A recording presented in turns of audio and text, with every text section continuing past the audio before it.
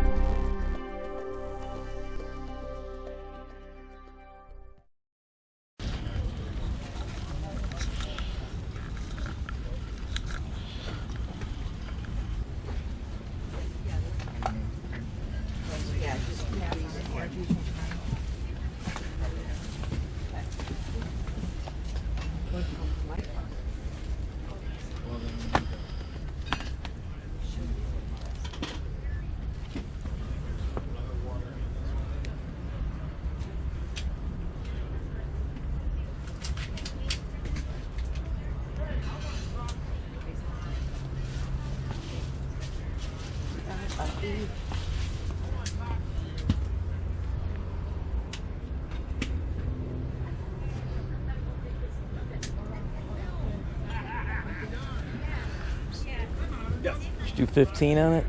Yeah, today I'll do 18. It was Sunday, probably. L-E or T-A...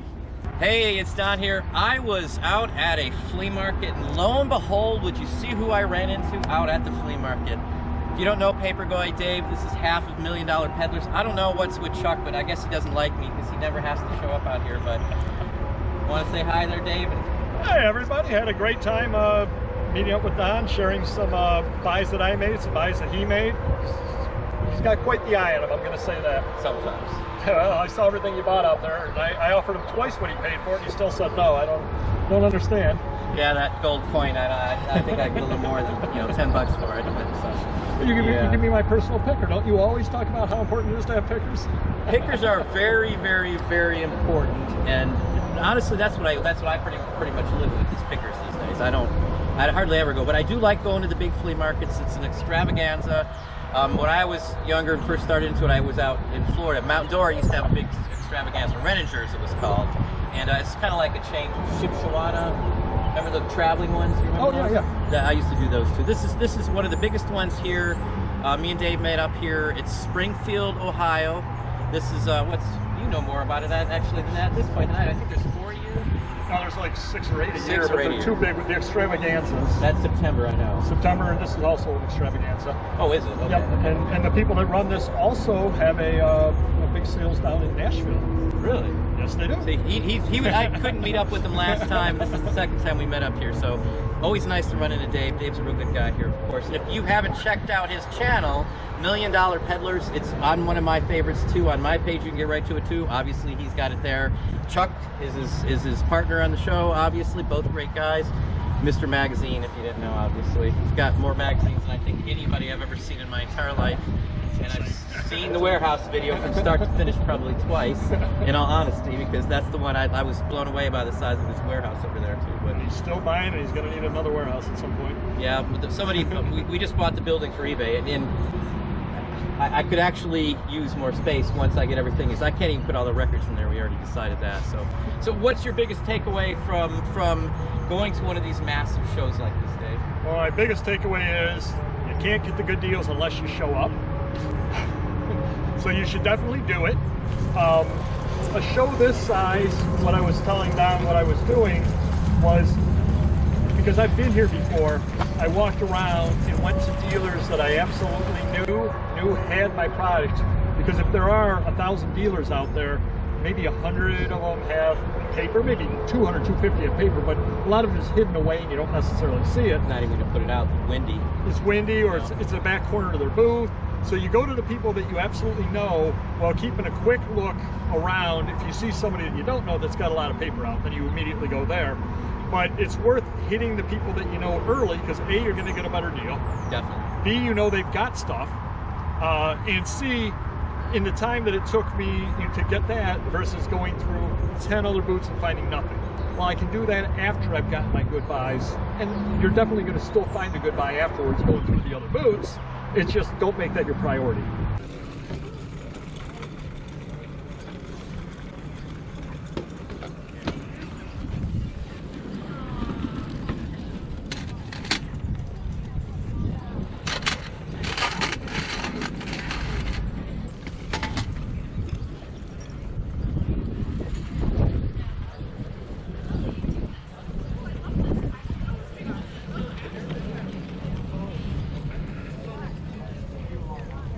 What do you have on this one?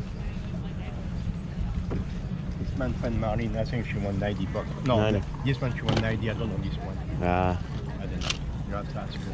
Marlene, how much you want for your cross? It's two different one here. I know the big one you told 90, but the small one.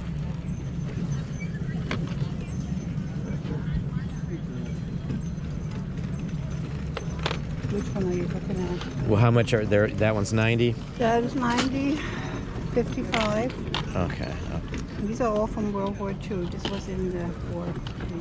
No, my biggest thing on stuff like this, if you're new to reselling in general and you like vintage and antiques, if you want to see like one of everything in the world, go to a big extravagant. There was everything possibly imaginable. I'm going to show some clips of just some of the weirdest, most bizarre things you'll see out there. Really, outstanding, oddball things you'll never see in an antique mall or anything else. People save up like stuff for months just to bring it here to get top dollar, try to get top dollar for this stuff. Would you say that? Oh yeah, absolutely true. And I want to piggyback on what you just said. I did a video, shameless plug, back a month or so ago about the Allentown Paper Show, and we got a lot of video from that as well. This is a good show to go to buy. An Allentown Paper Show, or if you live in one of the big cities, New York City Book Fair, those are good to go to research without knowing that you're researching. Because you're going to be walking around and you're going to see stuff you've never seen before at those type things. And guess what? Sometimes that stuff shows up in the wild out here, and at least then you've got a fighting chance on it, because you say, wait, I saw something similar to that, and they wanted $300, and this guy wants $5. I'm going to take a chance on it, because you can't possibly know everything. And it gives you a leg up on your competition, I think. Most definitely. So, and something else we were talking about too, me and Dave, there's only so many antique stuff out there. They're not making new, obviously. So if you run into something and you learn it after seeing it so many times, you're not going to have to learn anything new, because they're not making any new stuff. Like I do Victorian trade cards. They haven't made them since Queen Victoria died. What, 1903, 1907 or something like that? I don't remember the date. By definition, so they haven't made them since. So there's no new ones. So once you know something, like military buttons from a certain time frame, there's no new ones. They don't make them anymore. So once you've figured out the basics, like coins, people say, well, coins are so tough. Well, once you know the coins, you never have to. The only thing you got to worry about, I guess, would be the price going up and fluctuations, and that's about it. Well, one thing that he just said about the Victorian trade cards, he's been in it for so long, and it's kind of what we've talked about on our channel from time to time with magazines. If Mr. Magazine and I haven't seen the magazine before, Buy it. it's probably, and same thing with the trade cards. If you see a trade card that you've never seen before, Those are usually the ones that are worth the most money every single time I do that. yep, and it's because you've built up this knowledge base. And anybody out there, if you find what you're into, you can build up that same knowledge base time after time after time, and then you're like, oh yeah, that's common. And even with the common stuff, there's some that sells regularly, and you can say that's common, but that one flips all the time. I can buy that one and still sell it quickly, which is nice too, because you're at a booth and you're like, okay, that's only going to sell for $10, paying $1, but I know it sells within a week. Hey, guess what? And when I do in a case like that, that gives me a little bit of courage and confidence to take chances on other things that, even though it's only $1, I know I'm getting $10 back. Definitely. I can buy this and this. I can try these. I can try to expand my knowledge this way. And really, when it comes down to it, knowledge is what it's all about. Knowledge is power. Schoolhouse Rock.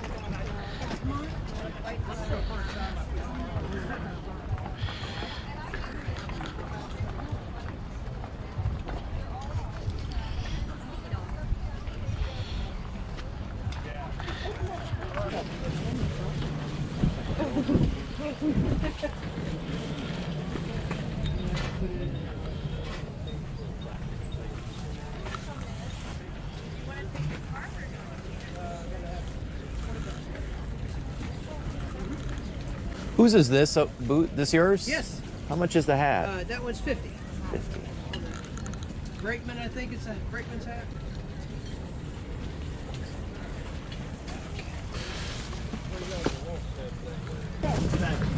You taking that on?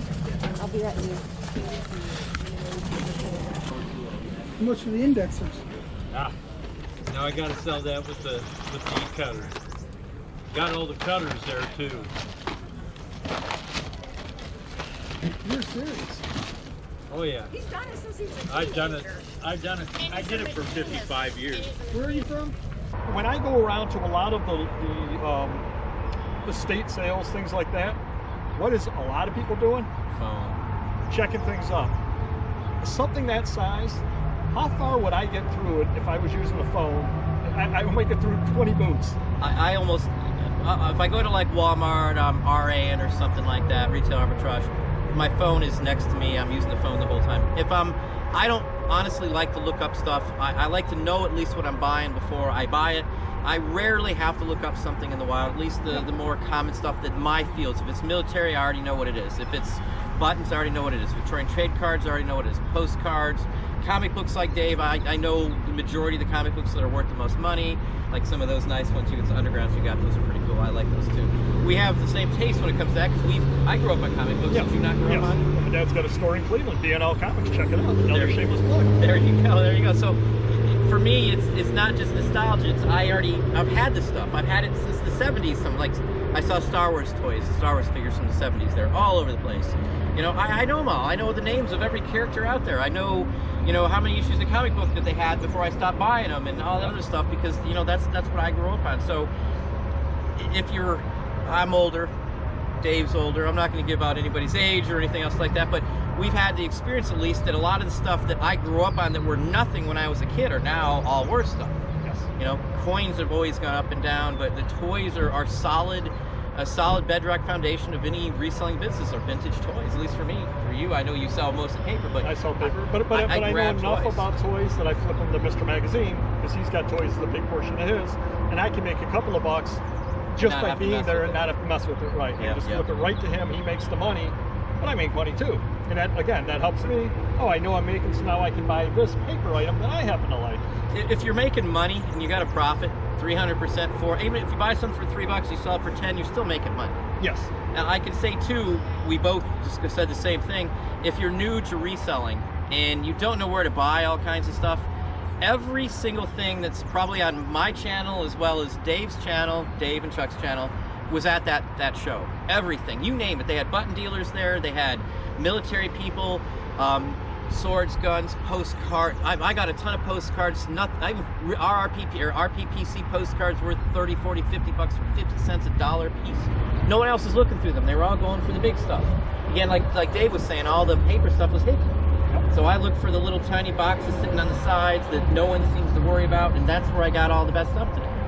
It's all the little cubby holes and stuff that no one's looking at. They're all the way in the back. In fact, the newspaper I got, that one came from hidden in the back in a dumpster thing, kind of sitting up with a whole bunch of other just junk, sheet music, magazines, stuff that I wouldn't mess with. So that's the key to stuff like that. Yeah, and I think that there's nothing wrong with using your phone. I'll use it from time to time. Nothing wrong with using it. I'll use it from time to time. However, the more knowledge you get, the less you have to use it. The less you have to use it, the faster you can go.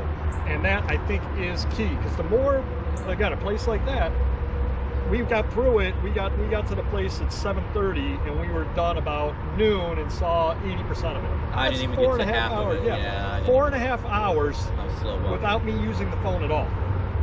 Imagine if I were using the phone. I would have seen 40%, 35%. So learn what you can. Nothing wrong with using the phone, and if you're in somebody's thing that's got some stuff that you feel you have to use the phone, go ahead and do it. Do it. No problem at all doing that. But otherwise, just quick walk, quick scan. One of these days, I'm going to use my GoPro and walk through, and you'll see how fast I walk through the thing.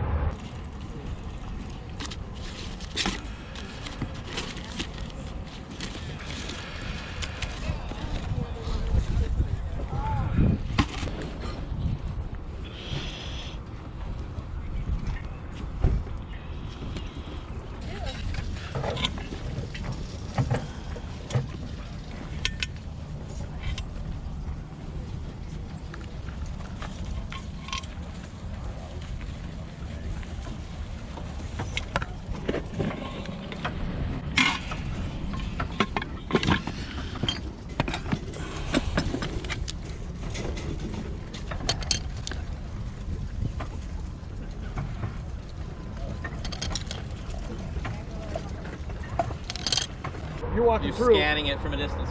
I don't even have to go by that booth. I don't have to go by that one, that one, that one. This guy's got a bunch of Western wear. I don't care. Clothing. And, Pyrex. Oh, yeah, he's got all Pyrex. Yeah, I saw that one too. Gonna keep walking. That does not mean he does not have a book in the back corner. He could, yeah, but I'm taking the bigger chances, so I'm not taking twice as long to look. Because again, I went through half as much as him. I walk a little slower, but the point is you want to get through stuff. And the other thing about the cell phone, why I don't try to use the cell phone as much, around here, all of the estate companies now, all the antique stores, you can't get cell reception in the building anymore around here. And I think they're doing it on purpose so that you can't look up to see what you're buying. That's my take on it. Because I know that they have book fairs where they're the universities and some of the places, they're in a steel building. There's no internet reception, and there's even a sign when you walk in the door, no cell phone use in the building. It even says that. So I learned that if I stick to the areas I know, I'm not going to have to look up anything. And if it's cheap enough, and I'm not 100% sure, I'd probably just buy it, because if I haven't seen it, as Dave said, chances are it's going to be something really good to start. So yeah, it was a lot of fun coming on out. Do hit the big shows around you, I would say, and a lot of fun meeting up with Don. Definitely. Any final thoughts, final words to everybody out there in YouTube land? Well, probably what everybody always says: like and subscribe. Hit the like button. Well, I'd like to thank Dave for coming out here too. It was an enjoyable walk around. We had dinner again. Well, I guess it's lunch. I keep saying dinner, but enjoyed same places. I won't say where we're eating at, just in case someone has it, but we same place again. Same meals even, I think. Yep. I got to meet the person you can't see, Mrs. Papergoy behind us. He got to meet the wife last time, so unfortunately she didn't get to come this time. But anyway, I appreciate everybody watching. If you haven't went over and subscribed to $1 Million Peddlers, again, Papergoy, Dave, $500,000 Peddlers, Chuck, Mr. Magazine, obviously is snubbing us again. So maybe he'll show up next time, but go ahead and subscribe to them, two really solid guys. They know their business, and if you need to know something about magazines, I guarantee you that these guys are probably one of the best people to talk to about any magazine that's published in this country. So I'll end it off on there. We'll say goodbye, and I hope you all have a good day and get to your next extravaganza as soon as possible.